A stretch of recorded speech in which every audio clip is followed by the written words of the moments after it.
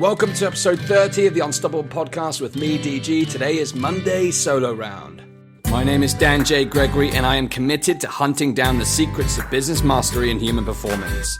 My goal for the Unstoppable Podcast is to share insights from some of the most successful entrepreneurs, inspiring thought leaders, world-class athletes, and prominent celebrities to help you to become unstoppable in business and life. Each week I'll be bringing you a new interview with an inspiring person and sharing my own results as I pursue the answers to the question, how can I create the ultimate edge in my business, make a significant impact, and live an extraordinary life?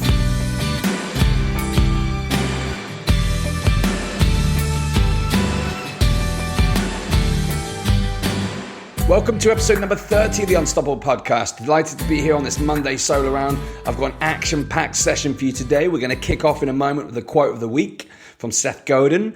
I'm going to go into the debrief from my interview with Julian Hosp last week, Dr. Julian Hosp, and I'll share a little bit of background about how the episode came to play because there was a real challenge in terms of getting an episode out last Thursday due to my extended period of illness and the travel and the moving the house, all that kind of stuff. Then I'm going to go into the Unstoppable Insight section where I'm going to be discussing the concept of Imposter Syndrome, the Imposter Syndrome. And this is a really unique phenomena which affects a large number of people. And I'm going to dive deep into what it is, how I've experienced it, how many others have experienced it, and how you can overcome it. And then I'm going to set the challenge for the week. I'm going to set you a 10-day challenge today. So there's an action-packed episode. So let's dive right in from the top with the quote of the week. So today's quote is, "In a crowded marketplace, fitting in is a failure. In a busy marketplace, not standing out is the same as being invisible." Seth Godin. I absolutely love that quote. I just watched a really interesting a debate between Seth Godin and Gary Vaynerchuk on Ask-Gary-V TV. I really recommend checking the episode out. I'll put the link in the show notes. It's what I would call supreme edutainment. It's not only educational from some of the concepts they discussed, but highly entertaining, particularly as you look at the contrast between the viewpoints of these two high-level expert marketers. So it's a great show, and I'll send you the link. So let's jump right in now to the debrief. The top 3 lessons that I took from my interview with Dr. Julian Hosp last week. Absolutely phenomenal interview. Julian has been, he was accredited as a medical professional. He's a professional kiteboarder. He played professional basketball in his home country. And then he eventually put it all behind him, left his corporate career in the medical world behind and started his own business and built a 7-figure business over a very short period of time. And he's now doing great things. He's become a published author. Now, how this interview came about.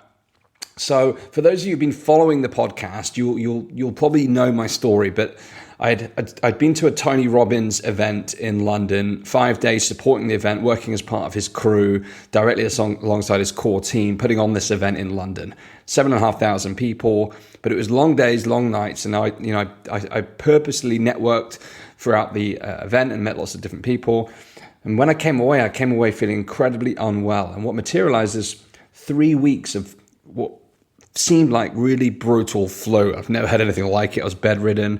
I pride myself on my health and my energy levels. I was flat out down and out. And I did record, I think, one podcast episode during that period. If you heard it, it's the one with the really croaky voice. I do appreciate those of you who listened to that all the way through.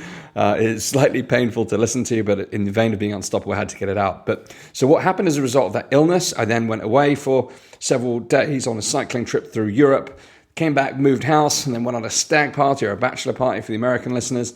So undoubtedly during this 4 or 5 week period, the pipeline of guests that I had for the show diminished somewhat. I had this whole content schedule of people that I'd recorded and episodes I was going to put out, and you'll see those on the blog. But it hit this point last Thursday, I just didn't have an episode. I didn't have a guest, and I thought, right, I can't go a Thursday without releasing an episode. So I put a message out in a number of select groups, and I was overwhelmed by the response. I put a very clear criteria that I was looking for: a successful entrepreneur, 7-figure online specific entrepreneur who would be available that day to record an interview so that I can create the episode, publish it, and put it out same day. And I had a number of responses from some really, really great people. I've made some great connections. But Julian was the first to the mark. And at the time, it was 7:30 his time. He lives in Hong Kong. And we ended up recording the interview about 9 p.m. at night, his time. And so I'm absolutely grateful for Julian stepping in, and I'm so pleased that we did. It was a fantastic episode. So I'm going to share my 3 takeaways from the session. And if you haven't listened to it, do look in the show notes. You'll find the link to the show. But here are my top 3. So number 1, and this really stood out. Number 1 is to know your core strengths and outsource everything else. This has been something that's been on my mind for some time now as I've been building the podcast, building the brand, and really trying to focus upon all the things that make me come alive, my zone of genius, the areas where I excel. So, for example, hosting and recording the podcast and speaking on stage and coaching individuals for success and high performance, creating content. But all the technical stuff in the background that I've been managing myself, it's now time for that to be outsourced.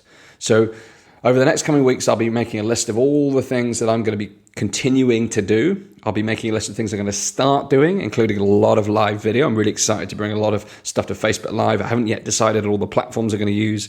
I'm looking at how I'm going to use social, and I'll be bringing you guys up to date on that too and sharing the process that I'm going to go through to decide that content marketing strategy.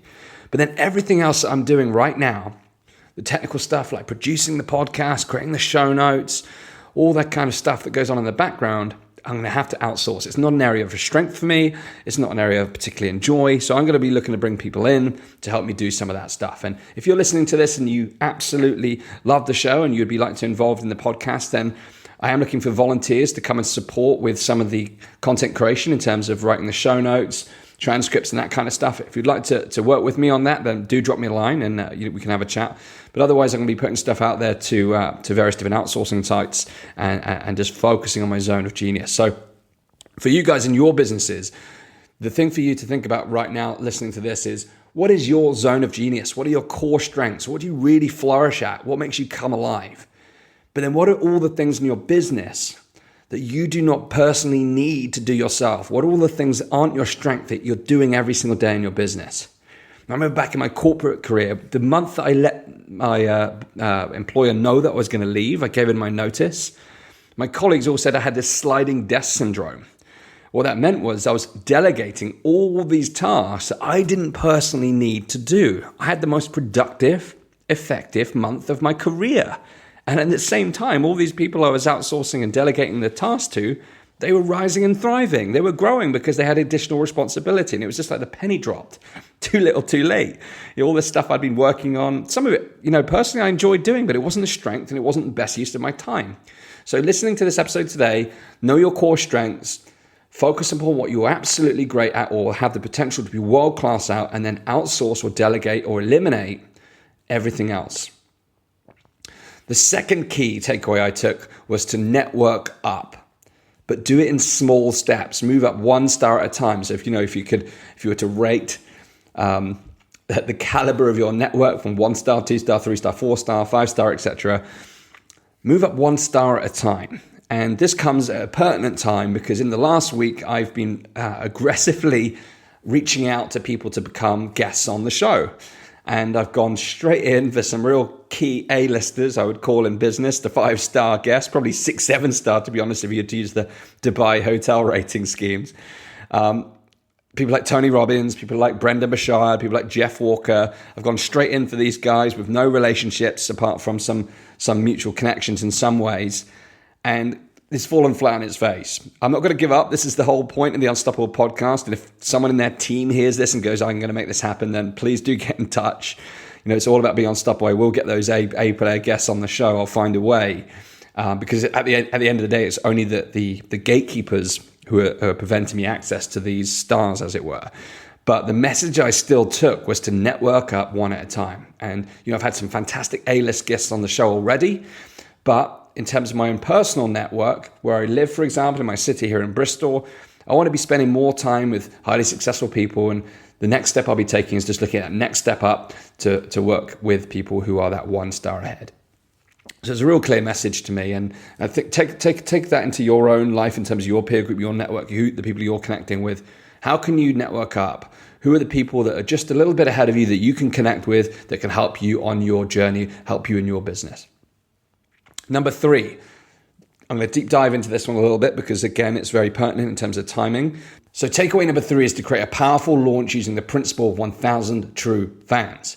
So Julian spoke about discovering the inner secrets of the Airbnb launch, which actually started with this small set of apartments in New York, where the founders of the company actively helped their first few customers to create the profiles and go as far as taking the pictures of their apartments for them so that they can build that first set of raving fan customers and get the business off the ground. It wasn't about scaling at that point. And in fact, every major tech startup that has achieved mainstream success all started small, and some almost absurdly small.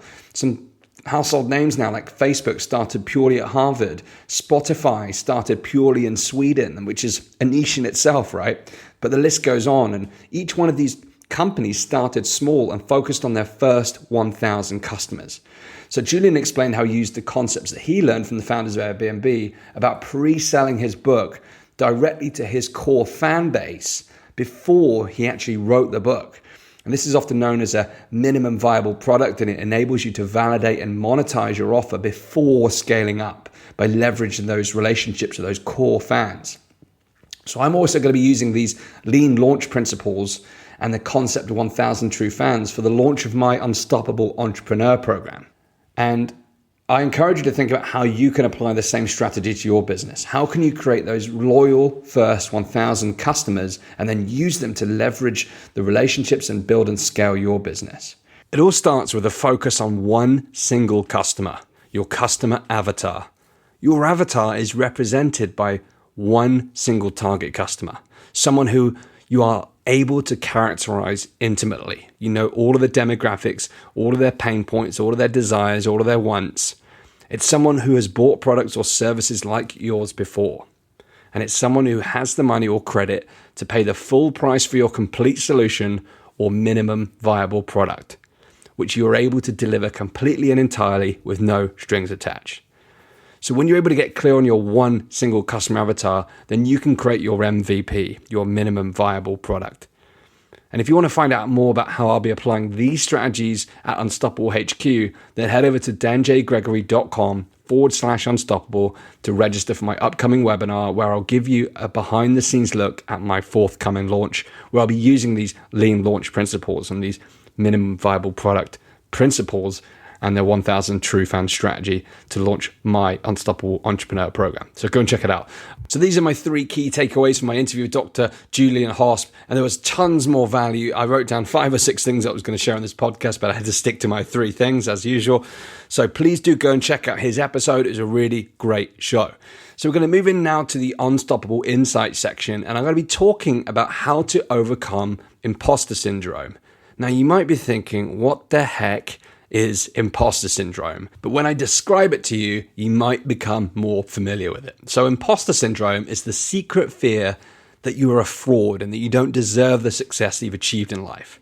People who experience imposter syndrome convince themselves that they're faking their way through their accomplishments and that one day they'll be found out. It's a completely widespread phenomena, and it's estimated that around 70% of people have experienced imposter syndrome at one point in their life. And it's something that many of the most successful people in history have suffered from, and it's often associated with high performers. So if you're listening to this thinking that you are the only one out there experiencing the secret inner feeling that you're a fraud or don't deserve to be successful, then you can breathe in a sigh of relief. You're not the only one, and the good news is that it does not have to be permanent. And this is something I've experienced personally too, and I'll share my own story in a moment, along with some tips for overcoming this bizarre phenomenon. But first, here are a couple of really public examples that I want to share with you. So in 1938, there was an author called John Steinbeck who famously wrote Of Mice and Men, along with 27 other books. And in his journal, in his diary, they found a note which said, "I'm not a writer. I've been fooling myself and other people," which is totally crazy. The guy's written 27 books. Similarly, while speaking as the guest of honor at a major entertainment industry event in 2007, actress Jodie Foster said, "I always feel like something of an imposter. I don't know what I'm doing." Here's another one for you. In an interview with Kate Winslet, she said, "Sometimes I wake up in the morning before going off to a shoot and I think, I can't do this. I'm a fraud." And then you've got Dr. Chan, who's the chief of the World Health Organization, who said, "There are an awful lot of people out there who think I'm an expert. How do these people believe in all this about me? I'm so much aware of all the things that I do not know." And Seth Godin, the star of the quote of the day, even he wrote in the Icarus Deception that even after a dozen even after a dozen bestseller books, he still feels like a fraud all the time when it comes to writing books. And most people would come to agree that none of these people are actually frauds. So the most common symptoms of imposter syndrome are negative self-talk, shying away from attention, working long hours and failing to set appropriate boundaries around work. Typically, people struggling with the imposter syndrome experience persistent feelings of self-doubt and fear. They blame themselves for failure, even when other factors clearly played a role. What's interesting, though, is that it's been said that people with imposter syndrome tend to be perfectionists, which means they're likely to put in extra hours to make sure they excel in every single field. So the good news is that if you do suffer from imposter syndrome, the chances are you're probably doing a good job. In fact, studies actually show that imposter syndrome is a predictor of high achievement. But don't get me wrong, it's by no means a condition for success. So whilst the imposter syndrome has some benefits, such as driving people to work harder and taking real care in their work, it can hardly be considered a desirable condition. So let me share my own experience. And I really became conscious of this for a second time, really, when I started this podcast. I'd experienced it time before when I first started my business, and I wanted to start sharing content about how you can grow your business and how you can be a more successful entrepreneur or a leader. But the main challenge was, having come from the corporate environment, even though I'd been exposed to what it takes to create high performance as an individual, and I'd coached countless people to high performance. Even though I'd spent hours and hours upon hours directly with entrepreneurs, small business owners, Fortune 500 corporates, and business owners of all different shapes and sizes, even though I'd had that real deep insight into what makes a business succeed or fail, when I first came to start my business, I felt this deep sense of this imposter syndrome. I didn't feel like I was worthy, or I couldn't give myself permission to share this information. And it came up again when I started this podcast. You were the Unstoppable brand itself. You've got this voice in my head that says, who are you to tell people what it takes to be unstoppable? Who are you to start sharing this information? Who gave you permission to do that? All this BS in my head, all this nonsense about not being able to share this stuff. And do you know what? It actually held me back for a long period of time. I didn't feel like I was worthy to share this information. But the reality is, I'm not out here saying I've reached this unstoppable level of success and I've created all this great things and now you need to copy what I'm saying. That's absolutely not the message or the mission. The reality is, and for those of you who've listened to the podcast and along the journey, in the first 10 episodes particularly, I candidly shared some of those real inner game challenges that I experienced, the things that held me back, things like imposter syndrome, things like self-doubt, fear, confusion, overwhelm, indecision, all these things that really, really got me stuck. But I really wanted to push forward and get past those things. I had a big vision of what I want to create, and I still do. And I'm really now pushing forward to make it happen. But all these things were like holding me straight back, like a straitjacket. So the Unstoppable brand initially began as my way of overcoming these things and then pushing forward, moving into the future. So what was it that stopped me thinking I can share these things with other people? In my head, I was thinking, maybe I need to hit this level of success before I can start sharing. That's BS. Imagine that. Imagine I held back until a certain level of success. Well, how do you create success unless you start sharing and start building your business? So I had to overcome that at the early stage. But then it resurfaced again when I first started doing interviews on the podcast, because the people I'd acquired to do the show had reached certain milestones, like Alex Morton, who just was the first guest on the show, who'd hit 7 figures by the age of 24, an incredible achievement. I admired him completely for what he'd have done. But then when I set up to do the interview that night, I had this bizarre internal feeling of not being worthy to interview the guy. I don't have to have earned as much money as someone to have a conversation and extract the value and share what that person has to share with you, the audience. It's not about me. It's about you listening to this. So I quickly snapped out of it, but I later looked back and thought, what made me think I was not worthy of spending time with that person just because they'd achieved a certain level of income that I had yet to reach? And it was really interesting to observe from the outside. And it's something I went to work on immediately. So this isn't going to work. If I'm going to face this every single time I get someone on the phone to do an interview, this is going to be a challenging experience. But it resurfaced. I was having a conversation this week, and someone else who had been experiencing the same situation. I was like, right, I'm going to put this out in the podcast. This is an important area. And it's in the moments when you're most vulnerable that all of your doubts and fears come crashing in like a giant wave which breaks upon the shore. But the reality is, it's not the truth. It's not the truth. It doesn't have to be a reality. And there's a number of reasons why we have these feelings. And I'm going to share 5 steps really to overcome this feeling of being an imposter and that you don't deserve the success that you have, or you feel like a fraud, like we've mentioned. So step 1 is firstly to give yourself permission to accept who you are and be willing to stand out. We spend most of our lives trying to fit in, yet we're born to stand out. So give yourself permission to accept who you are. Be true to yourself. Be fully authentic. Accept every strength, every weakness, and just accept who you are and own it. Linked to that, step number 2 is to own your successes and to own your strengths. Part of the problem when it comes to the imposter syndrome is that you are failing to really own your successes. You may have achieved things at a dramatically huge level. You may have achieved things on a small level. Whatever you've succeeded in, whatever your accomplishments are, you must own them. You are not a fraud. Looking at all those actors and actresses I spoke about earlier on, these people who have created multiple books and they've achieved huge awards and successes for what they've done, and they still aren't accepting their own and owning their own success. Step 2 is you have to own your value. You have to recognize your own successes and your strengths and claim them as your own and embrace them. Step 3, we've talked about this before, stop comparing yourself to others. The moment you compare yourself to someone else, you're taking away value from who you are. Take time, if you're going to look at other people and what they're doing, just take time to model the things that are working well. I remember walking down the street in Bristol here, and someone made a rude comment about a Ferrari driver. And I was thinking, why are you making a rude comment about that guy? He's probably done some amazing things to warrant having that car. He's probably got an incredible business. Admire the guy and celebrate it, because one day you'll achieve something that you want others to celebrate at the same level that you'd want to be celebrated at.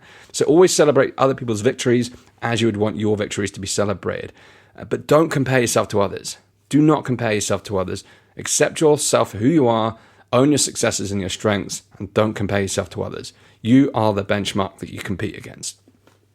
Number 4, focus on your mission and who you are here to serve. The moment that the imposter syndrome comes into your mind is when you're thinking internally. You're thinking about yourself. You're not thinking about the audience. You're not thinking about the people you're trying to serve. In that episode, that first interview for the Unstoppable podcast, when I was thinking about this, I'm not worthy to have this interview, this ridiculous thought, I was not thinking about my audience. I was not thinking about Alex. I was thinking inside about me. And that's when that irrational thought can pop up. So focus on what you're here to do. Focus on your mission. Focus on who you are here to serve. And number 5, take massive action. When you're in the moments of action, once again, your thoughts are not internal, they're external. You're thinking about what you're trying to achieve. So stay in action mode. Avoid that period of time where you're going internal and questioning your worth. Own who you are. Own your successes and your strengths. Stop comparing yourself to others. Focus on your mission and take massive action. I hope these 5 points help. If you're out there and you've experienced that imposter syndrome, it's something you struggled with, then today's Unstoppable Challenge will really help you. So I did an episode once on forging your identity. I'm going to take one of the principles from that episode for today's challenge. So today's challenge is to think about an area where you're not giving yourself permission to express yourself fully, and choose to reclaim and rewrite your truth. Your challenge is to write out a statement which boldly claims who you are, and take ownership of that statement by reading your statement out loud every single day for the next 10 days. Let me give an example. Here's some actual examples from my identity statement that I read every single morning. These things, sometimes when I read them, I feel a disconnect, but I know they're going to become my truth if I repeat and repeat and repeat. So number 1, I am a remarkable leader who empowers others to live fearlessly. I'm a powerful man who confidently makes bold decisions. I am driven by a desire to contribute and serve. I am dedicated, productive, and highly effective. I'm an incredible role model for others. I'm a highly successful entrepreneur. And I have a page of all these identity statements that I read every single day. And when you read your statement, you might feel that discomfort too that I mentioned. but you must push through this by persisting each day until you accept it as the truth. This process of reinventing my identity and claiming my truth, owning who I am, claiming my successes and owning my strengths has radically improved my self-belief, my confidence, my outlook, my productivity, the action I take on a daily basis, the ability to reach out to others, my belief in what I'm doing. So it's a really powerful exercise. This imposter syndrome does not serve you. If you've experienced it or you're experiencing it now, do this challenge, reinvent who you are and claim the truth. And you can also write down statements that aren't yet true for you. These are things that you want to move towards. And as you do that, so you become. So take the time to reinvent yourself, reclaim your truth, and step up this week for the next 10 days to reclaim your identity and forge the truth. I believe in you. Thanks for listening to the Unstoppable podcast. I hope you found this episode valuable. If you've experienced this condition of the imposter syndrome, if you've experienced the imposter syndrome personally, come over to the show notes. I'd love to hear your experience of it, how you've overcome it, what challenges you have right now. Join the community at the unstoppablepodcast.com/tribe as well. We have a private mastermind group where we have a group of entrepreneurs who are all like-minded, all want the same things. Come and join the conversation after the podcast. Look on the show notes, which will be at unstoppablepodcast.com and danjgregory.com/30. Come and join in the conversation. Thanks once again for listening. I've got a great guest lined up this week, this Thursday, all on the topic of how to build an e-commerce business on Amazon. It's going to be a really exciting conversation, so tune in on Thursday. Once again, I appreciate you. Go out there, unleash your greatness, build your empire, and live your ultimate life. You are unstoppable.